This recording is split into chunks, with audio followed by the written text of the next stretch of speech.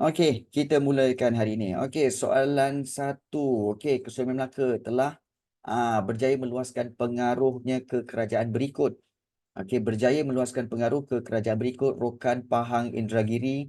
Bagaimana kesultanan ini memperoleh kerajaan tersebut? Iaitu dengan cara, okey. So, Alia Husna kata, perkahwinan. Okey, soalan nombor satu sebenarnya apa? Soalan nombor satu sebenarnya Rokan, Pahang, Indragiri melalui peperangan. B.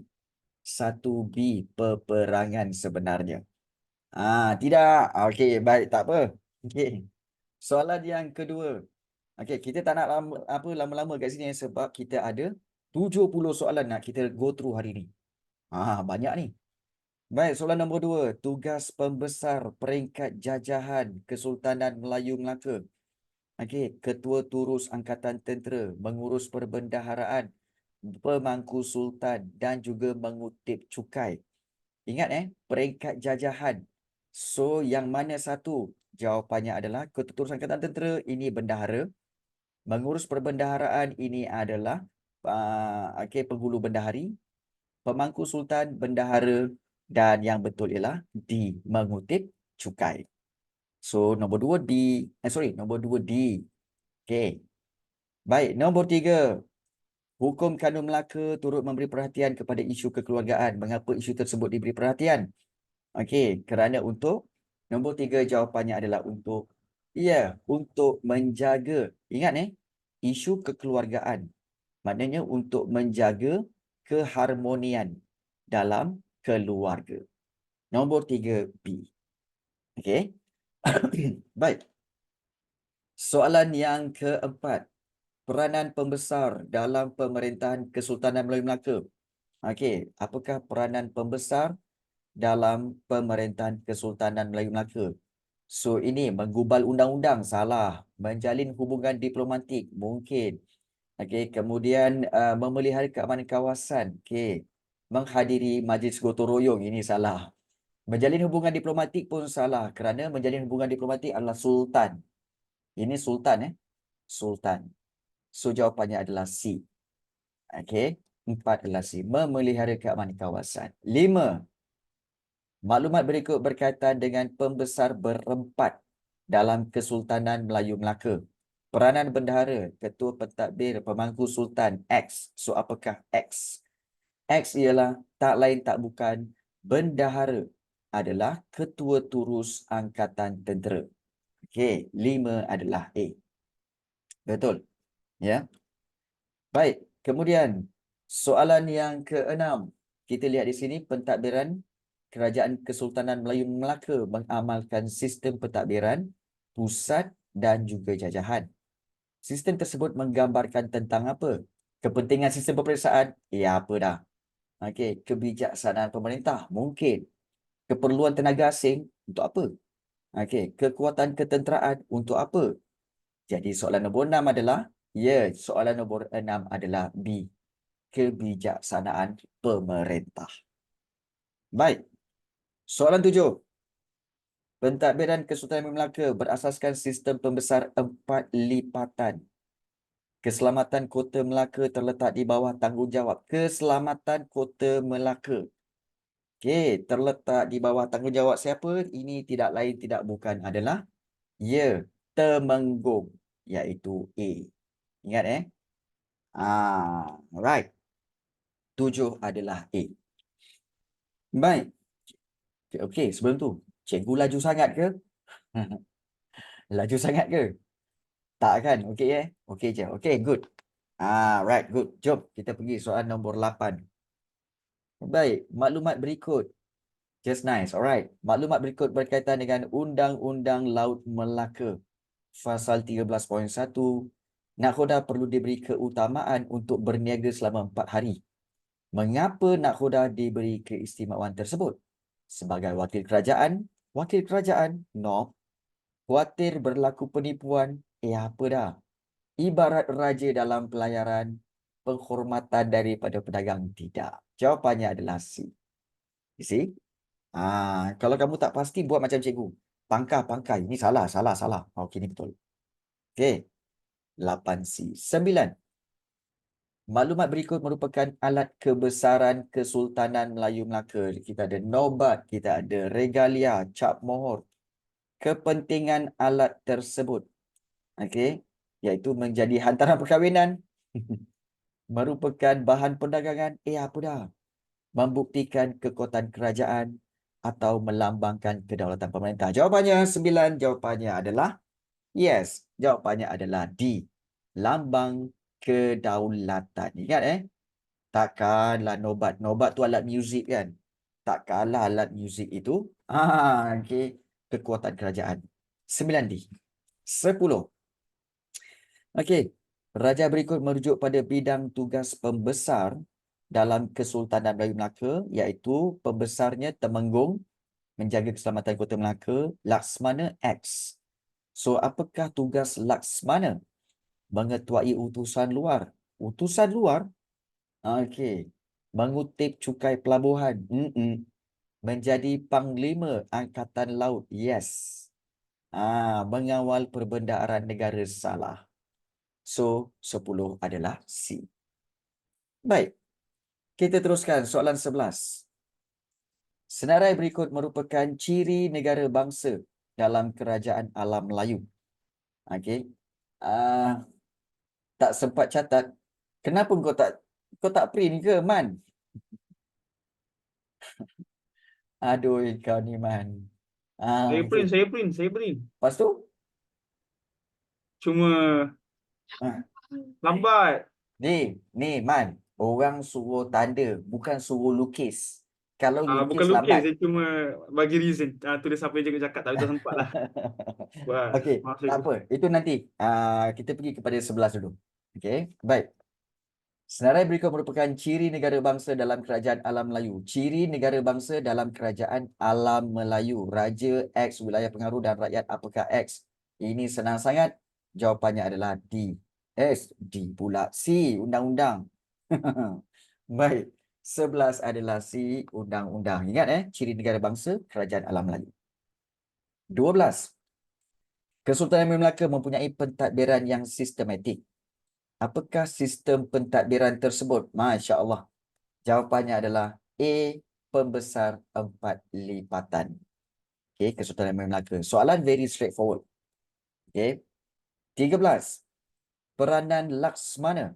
Okey, dalam sistem pembesar 4 lipatan pada zaman Kesultanan Melayu Melaka. Peranan Laksmana ialah mengutip cukai salah, mengurus perbendaharaan pun salah, menjaga keamanan di darat pun salah, menjaga keselamatan di laut.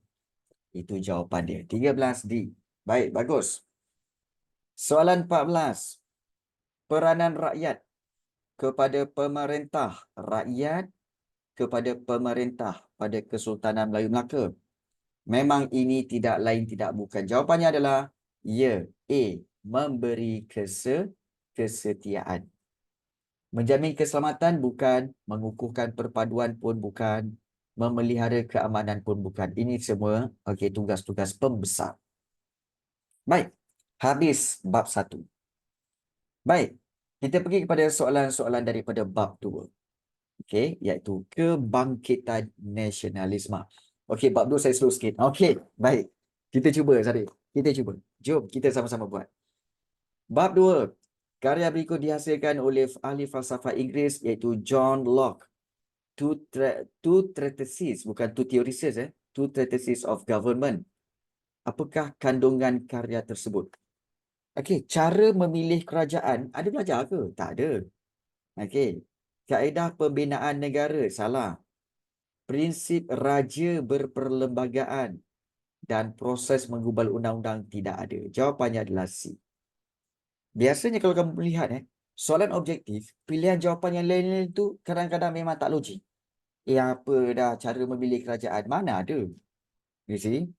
Jadi mudah untuk kamu clarifikan, oh itu memang jawapan yang salah. Ya. Baik, 15C. 16. Mengapa tokoh berikut menubuhkan parti rakyat di Thailand iaitu Fibul Songkram? Okey, jawapannya menentang raja berkuasa mutlak. Mungkin melaksanakan birokrasi barat, bukan dia, iaitu tapi Raja Mongkut. Memperjuangkan pemodenan salah. Mengadakan pemuafakatan pun salah. Ya, Raja Chulalongkorn kan? So, 16 jawapannya adalah memang A. Menentang raja berkuasa mutlak. Pangkat tu jawapan tu. Bagus, Sinten. Bagus. Berapa kamu dapat untuk kertas satu hari tu? Baik. 17. Okey. British. 29-40. Kena praktis lagi Sinten. Praktis lagi. Baik. British berusaha mengawal gerakan Islah Islamiah dengan memperkenalkan apa? Biro Siasatan Awam, Biro Pengaduan Awam, Cawangan Khas atau Biro Siasatan Politik. Baik, Biro Pengaduan Awam. Kalau setakat awam tu memang tak ada lah sebenarnya. Kalau awam ni salah. Ya. Cawangan Khas, Special Branch pun salah. Ini sebenarnya adalah iaitu polis untuk ketika bab yang ke-6 ancaman komunis. Yes, PKN, bukan. So jawapannya adalah D. Biro Siasatan Politik. So dia ada perkataan politik kat situ. Baik. 18. Maklumat berikut berkaitan layanan tentera Jepun mengikut kaum. Di tanah Melayu. Kaum Melayu layanan baik, Cina kejam, kaum India layanan baik. Kesan perbezaan layanan ini. Penubuhan parti politik, apa kaitan dia? Apa kaitan tiba-tiba penubuhan parti politik bila dilayan berbeza? Tak ada kena-mengena. Perpaduan kaum renggang. Yes. Perpaduan kaum renggang. Ini jawapan yang kita mahu. Ini yang kita mahu. Baik. 19. Mengapakah revolusi keagungan berlaku di England pada 1688? So dia nak reason. Hapuskan pemerintahan beraja. 19. Hapuskan. Tak. Sebenarnya revolusi keagungan dia bukan untuk hapuskan pemerintahan beraja, bukan. Tetapi dia nak menegakkan kedaulatan parlimen. Parlimen Ingat dia nak parlimen. Raja dia nak lagi. Raja tu dia nak lagi. Raja tu dia nak lagi. Tapi dia nak parlimen lebih berkuasa daripada raja. Kalau menghapuskan pemerintahan beraja, itu berlaku di revolusi Perancis. Yes, betul San. Take note benda tu Menghapuskan pemerintahan beraja, ini di Perancis. Menamatkan kuasa bangsawan, ini pun di Perancis. Okey. Baik, 19 adalah B. 20. Peranan Maharaja Meiji dalam gerakan nasionalisme di Jepun. Peranan Maharaja Meiji iaitu untuk meluaskan sempadan, memodernkan negara, ataupun juga untuk mengadakan perjanjian. Luaskan sempadan salah. Mengadakan perjanjian salah. Memperbesarkan tentera salah. So sebenarnya memodernkan negara. Meiji memang terkenal dengan pemodenan Meiji. Pemodenan Meiji. Ingat sebab Meiji nak modernkan Jepun. 21. Gambar berikut merujuk tokoh nasionalis. Sebenarnya gambar siapa? Nai Pridi Panomyong dan juga Field Marshal Philip Songkram. So apakah kesan perjuangan mereka? Kebebasan bergerak disekat. Pentadbiran komunis bermula. Masya Allah, apa kena-mengena ni? Ekonomi kawalan dilaksanakan. No. Sistem raja berkuasa mutlak berakhir. Yes. Jawapannya D. Jawapannya D. Baik. Soalan seterusnya. Maklumat berikut merujuk kepada tokoh intelektual berpendidikan agama Syed Sheikh Al-Hadi dan juga Sheikh Muhammad Tahir Jalaluddin. 22. Bagaimanakah tokoh tersebut menyebarkan pengaruh mereka? Adakah mereka menerbitkan akhbar, menubuhkan madrasah, mengadakan persidangan, menandatangani perjanjian? Baik. Kalau kamu tak tahu, kamu tengok balik,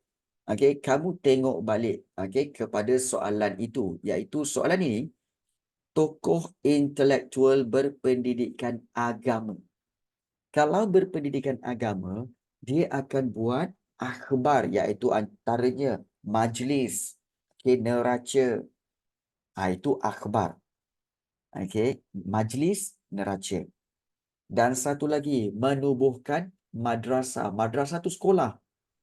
Mereka adakan persidangan ke? Tak ada. Mereka menandatangani perjanjian. Perjanjian apa? Tak ada. Jadi 22, 1 dan 2A. Okay, take note pada ni. Right. So, 23. Maklumat berikut berkaitan dengan isu kasut di Burma. Apakah kesan isu tersebut? Okey, membangkitkan semangat nasionalisme. Mungkin. Mencetuskan pembaharuan adat. Apa dah pembaharuan adat? Tak ada. Meningkatkan kuasa bangsawan? Tak ada. Mengukuhkan pengaruh penjajah pun tak ada. You see? Kadang-kadang pilihan jawapan tu jelas tidak ada. Jawapannya adalah A. You see? Jelas tidak ada reason, tidak ada logiknya. Okey, pilihan jawapan yang lain. Baik. 24. Okey, 1930-an muncul golongan masyarakat India yang lahir di Tanah Melayu dan dikenali sebagai the Straight Born People. Okey. Bagaimanakah masyarakat tersebut memberi kesan kepada perkembangan nasionalisme? Adakah mereka memperjuangkan hak sama rata? Hak sama rata? Okey. Tak pernah dengar pun hak sama rata ni. Membentuk identiti tersendiri. Mungkin. Mengkritik dasar kerajaan kolonial. Dasar kerajaan British. Mengkritik? No. Mengutamakan perkembangan negara asal? Tidak. Sebab mereka the straight born people. Maknanya mereka adalah orang-orang India yang lahir di Tanah Melayu dan mereka berbangga menjadi rakyat yang lahir di Selat Melaka. The straight situ ya. Jadi jawapannya adalah iaitu B. Membentuk identiti tersendiri. Kan? Okey, baik Sindan. 25. Okey, maklumat berikut berkaitan dengan gerakan nasionalisme Empire Utsmaniyah dan Mesir. Okey, gerakan Islam melepaskan diri dari penjajah. Pan-Islamism. Kamu kena tahu Pan-Islamism dia buat apa? Apakah X? Mengeluarkan fatwa. Ada fatwa meh? Okey, baik. Tidak ada. Ya. Kemudian, apa lagi? Kita tengok menghalang pembaharuan, mengadakan kerjasama atau memulihkan ekonomi. Jawapannya apa? Okey, untuk soalan 25, jawapannya adalah mengadakan kerjasama. Kita boleh ambil jawapannya adalah C. Mengadakan kerjasama, iaitu brotherhood. Ya, brotherhood, kerjasama dengan semua kaum, semua umat Islam. Brotherhood. Okey. Baik. So, cikgu terdengar. Jom. Kita teruskan dengan soalan seterusnya. Soalan 26. Baik, bagaimanakah tokoh berikut menggerakkan nasionalisme di Filipina, iaitu Jose Rizal. So, tokoh ini menggerakkan nasionalisme di Filipina, dengan menggerakkan revolusi, melaksanakan pemulihan agama salah, mempelopori gerakan propaganda, mengadakan permuafakatan parti politik. Muafakat parti politik, bila masa pula Jose Rizal buat muafakat parti politik ni? Tak ada. Ingat Jose Rizal tak ada. So jawapannya apa? Antara A dengan C. Baik, jawapan yang paling baik sebenarnya adalah C. Mempelopori gerakan propaganda. Ini betul. Kalau yang menggerakkan revolusi ini adalah iaitu Andres Bonifacio. Ya. Andres Bonifacio. So kamu kena tahu perbezaan tu ya. Andres. Dia yang desak Spanyol buat pembaharuan. Ya, betul. Betul, Wan. Dia yang mendesak. Jose Rizal ini yang mendesak Spanyol untuk buat pembaharuan. Betul. Ya. Baik. 27. Gerakan Islah di Mesir muncul disebabkan oleh dia tak nak merdeka. Dia tak nak merdeka ke? Tak, dia mula-mula memang tahu dia tak boleh lawan Sepanyol. Jadi dia kata kalau tak boleh lawan Sepanyol, but why not? Okay, Filipina ni duduk je di bawah Sepanyol. Dan berikan hak tu. Hak yang sama seperti penduduk Sepanyol. Itu yang dia nak. Baik. Gerakan Islam di Mesir muncul disebabkan oleh imperialisme Barat pada abad ke-19. Apakah seruan gerakan ini berpandu ideologi demokrasi? Mana ada. Mengekalkan pendidikan tradisional? Mengukuhkan raja berperlembagaan? Mana ada raja berperlembagaan waktu itu? Dan berpegang kepada ajaran Islam sebenar. Ingat, gerakan Islam, ajaran Islam sebenar. 27 adalah D. Baik, 28. Thailand berjaya mengekalkan kemerdekaan dan kedaulatan negaranya daripada penjajahan Barat. Bagaimana pemerintah tersebut mencapai hasratnya? Kekuatan pembesar tempatan? Salah. Bantuan daripada negara luar? Mana ada. Diplomasi dan pemodenan? Ya, itu betul. Aspek ketenteraan mantap? Salah. You see? Itu. Baik, 28 adalah C. 29. Baik, jadual berikut berkaitan dengan kejayaan gerakan revolusi China pimpinan Dr. Sun Yat-sen. Okey, tahun 1911 berjaya menewaskan kerajaan Manchuria. Baik, so apakah kesan kejayaan tersebut terhadap tanah Melayu? Menjamin keselamatan, mengukuhkan hubungan luar, memantapkan sistem pemerintahan tempatan, dan meningkatkan kesedaran menentang penjajah. Alamak, soalan ni jatuh ke bawah pula kan. Baik, jawapannya adalah D. Meningkatkan kesedaran bagi menentang penjajah. So, yang lain-lain ini salah. Baik, 30.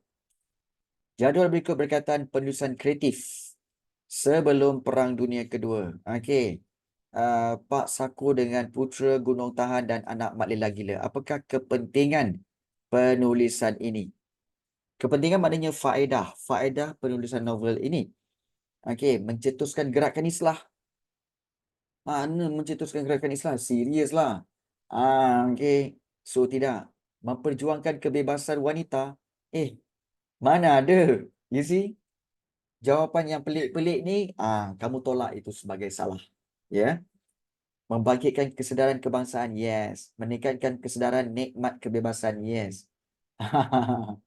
Jadi, so 30 adalah D. Okay, so take note benda tu ya. Hati-hati bila menjawab soalan objektif. Take note betul-betul. 31. Gambar berikut menunjukkan pelatih sebuah institusi yang ditubuhkan oleh Jepun. Apakah nama institusi tersebut? Ini adalah jawapannya adalah tidak lain, bukan, adalah Kuako Renjo. Ini dia D. Okay, Kuako Renjo. Bukan Kempetai. Kempetai ni apa? Kempetai ini ialah polis rahsia. Polis rahsia Jepun. Polis rahsia Jepun. Yang mana terdiri pada orang-orang Melayu, orang-orang tempatan yang menjadi polis membekalkan maklumat kepada Jepun. So itu Kempetai. So yang ini adalah di Kuako Renjo. Baik. 32. Persidangan berikut berlaku pada tahun 97 di Tanah Melayu, Persidangan India Semalaya. Mengapakah persidangan tersebut diadakan? Untuk mengukuhkan ekonomi setempat, membincangkan isu masyarakat, meningkatkan perpaduan kaum, menggalakkan pendidikan tinggi. 32 jawapannya adalah ya. Menggalakkan. Kita kalau tak tahu jawapan, kita buang mana yang tak logik. Contoh, mengukuhkan ekonomi setempat. Takkanlah ekonomi setempat. Membincangkan isu masyarakat. Mungkin. Meningkatkan perpaduan kaum. No. Menggalakkan pendidikan tinggi. No. So jawapannya adalah B. Isu masyarakat. Baik. D tu China ke cikgu? Ya, betul. China ya, China. Baik. Soalan pergi pada bab 3. 33. Iaitu Jerman tidak berpuas hati terhadap perjanjian Versailles. Mengapa Jerman bertindak sedemikian? Kerana perlu bayar pampasan, perang, ataupun juga menghadkan peluasan kuasa? No. Memisahkan sempadan negara? No. Dan juga menghalang kerjasama antara bangsa? Tidak. Sebenarnya yang betul-betul kenapa Jerman tak puas hati? Sebab dia kena bayar pampasan perang. Padahal sebenarnya yang cetuskan adalah Austria-Hungary. Tapi dia pula yang kena bayar. Okey. Baik, 33 adalah A. 34. Maklumat berikut berkaitan reaksi orang Melayu terhadap bintang 3 yang membentuk gerakan Fisabilillah. Bintang 3 ialah komunis, ya. Mengapa orang Melayu membentuk gerakan tersebut? Untuk mengatasi pemberontakan kaum? Ada pemberontakan kaum, Ada pemberontakan kaum ke? Pernah dengar? Tak pernah dengar. Mempertahankan maruah bangsa. Aduh, orang Nogori punya. Mempertahankan maruah bangsa. Ini betul lah ni. Okey. Mengukuhkan keselamatan rakyat? Tidak. Memulihkan ekonomi penduduk tempatan juga tidak. Fisabilillah maknanya mempertahankan maruah bangsa. Bangsa. Bangsa pula. 34. 35. Poster berikut berkaitan dengan Perang Dunia Kedua. Okey. Apakah mesej di sebalik poster tersebut? Bebaskan Jerman daripada China. Aja gila bila masa Jerman dikuasai China ni. Tiba paling tinggi cikgu. Tiba. Itulah. Imajinasi tinggi sangat ni. Baik. 35. Jerman berjaya dalam menguasai Rusia. Mana ada? Tak. Kebangkitan suatu kuasa besar yang gah. Tidak. Okey. Dan Rusia bebas daripada penaklukan Jerman. Betul. Nampak tak? Pilihan jawapan banyak yang tak logik sebenarnya. Okey. Baik. 36. Bagaimanakah tokoh berikut mengembalikan maruah bangsa dan negara masing-masing selepas Perang Dunia Pertama, iaitu Benito Mussolini dan Adolf Hitler? Mendapatkan tanah jajahan? Mungkin. Memulihkan sistem monarki? Sistem monarki ialah sistem raja, Tak ada. Mengutamakan perdamaian dunia? Memang taklah. Menyokong negara-negara kapitalis? Lagilah tak. Jadi 36 jawapannya adalah, jawapannya adalah A. Dapatkan tanah jajahan. You see? 37. Mengapakah matlamat pertubuhan berikut tidak dapat dilaksanakan? Iaitu KRIS. Okey, matlamat dia kemerdekaan tanah Melayu bersama Indonesia. Kenapa tidak dapat dilaksanakan? Okey, gerakan Fisabilillah. Tentera Jepun menyerah kalah. Pemimpin ditangkap tentera bintang 3. Pentadbiran tentera British diperkenalkan. Jawapannya, okey, tak sempat kerana B. Tentera Jepun menyerah kalah. Ya. Okey. 37 adalah B. 30. Yalah. Cikgu. Ya. Sebenarnya kenapa tentera Jepun dia menyerah kalah terus? Kenapa tak macam merdeka kan baru menyerah kalah? Dia dah kena bom dua kali dekat negara dia. Takkanlah dia nak mempertahankan lagi. Kan kena bom kali ketiga. Tak, yalah. Saya Ha. maksudkan dia Ha. negara dia kena bom. Ha. So dia menyerah kalah. Ha. Sebab dia orang nak kena balik. Dia nak Ha. balik. Yalah, balik lah. Jadi kenapa dia orang tak tahulah merdekakan Indonesia, bagi Indonesia perintah negara sendiri, lepas tu belah. Lepas tu Tak. balik. Kan dia orang bila dah balik, Indonesia kan terus isytiharkan merdeka. Apa jadi? Tapi tak, itu yang merdeka, Indonesia merdeka lebih awal. Okey, tahun 1945. Iaitu lebih kurang 15 Ogos 1945, Indon dah merdeka dulu. Tapi tanah Melayu tak merdeka sebab apa? Kenapa? Tak tahu nak buat apa. So suddenly British datang dan British buat BNA. Itu sebenarnya. So Jepun pernah jajah Indo ke cikgu? Pernah. Pernah. Sama tarikh, sama masa dengan tanah Melayu. Sama. Baik. 38. Poster berikut tertulis tulisan Jawi. Mengapa tentera Jepun menggunakan poster tersebut? Untuk menjamin kemerdekaan? Menamatkan sekatan ekonomi, memenangi hati penduduk tempatan? Yes. Menunjukkan imej sebagai penyelamat? Yes. So jawapannya adalah D. 3 dan 4. 39. Jadual berikut merupakan nama anggota pasukan keselamatan yang menentang pendudukan Jepun di Tanah Melayu. Lieutenant Adnan, Lieutenant Ibrahim, Korporal Yaakobuddin. Apakah iktibar pengajaran daripada perjuangan ini? 39 jawapannya adalah iaitu sedia berkorban untuk negara. Itu. Okey. 40. Perang Dunia Kedua di Asia Pasifik juga dikenali sebagai Perang Pasifik. Mengapa perang tersebut berlaku? Kerana perluasan ideologi komunis? Salah. Pembunuhan bakal maharaja? Salah. Kegagalan perjanjian damai dan keperluan bidang perindustrian. Jawapannya 40, jawapannya adalah iaitu iaitu jawapannya adalah di keperluan bidang perindustrian. Kerana ingat Jepun menjajah kerana apa? Nak bahan mentah. Untuk keperluan perindustrian. 41.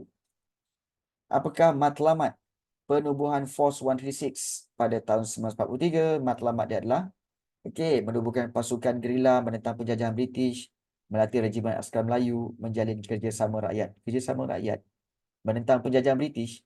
Apa dah? Melatih regimen askar Melayu. 41. Melatih regimen askar Melayu ke? Tidak. Sebenarnya untuk menubuhkan pasukan gerila. Ingat, Force 136 sebenarnya adalah untuk melatih penduduk-penduduk bagi pasukan gerila, iaitu pasukan tentera yang secara kecil-kecilan dalam 5 orang, 10 orang untuk ambush Jepun. Tentera Jepun. So itu matlamatnya. Baik. 42. Faktor tercetusnya Perang Dunia Kedua pada tahun 1939 hingga 1945. Ini krisis rantau Balkan, ini salah, pakatan ketenteraan pun salah. Persaingan kuasa imperialis pun salah, dan kemunculan ideologi baru. Ya, silakan Rahman. Nak tanya apa? Cikgu, no offense tapi bila British datang ke tanah Melayu, Hmm. British meminta Hmm. mengarahkan MPAJA untuk menyerahkan kembali senjata-senjata yang dah diberikan kepada mereka kan cikgu? Ya, betul. Okay, at the same time British juga pergi apa panggil tu, pergi bentuk dan tubuhkan askar Melayu diraja yang masa Askar Melayu Setia. ya betul kan cikgu, dibentuk macam tu kan cikgu. Ya, betul. Betul First lagi. question, Hmm. kenapa British pergi minta daripada MPAJA dan Hmm. tapi British tak minta daripada askar Melayu Setia? Sebab Askar Melayu Setia itu berpihak pada British. Ya, MPAJA pun. MPAJA pada mulanya dia memang berpihak pada British. Tetapi bila tamat Perang Dunia Kedua, MPAJA ni telah menghuru-harakan tanah Melayu dengan menguasai pejabat-pejabat kerajaan. So sebab itu bermakna apa? British minta tu balik sebab apa? MPAJA salah guna senjata tu. Dia pergi takbir. Dia pergi take over.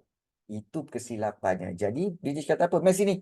Engkau ni aku bagi senjata untuk lawan Jepun, kan? Kemudian tu jaga keamanan, kau pula buat huru-hara. Mari sini, bagi balik. Tapi MPJ kata apa? Tak nak. Tak nak. Okey. Bila kita tengah study tapi kita susah nak fokus sebab fikir kegagalan. Okey, baik. Dia macam ni. Susah betul lah nak kena bagi ni. Okey. Yang dah lepas. Okey, baik.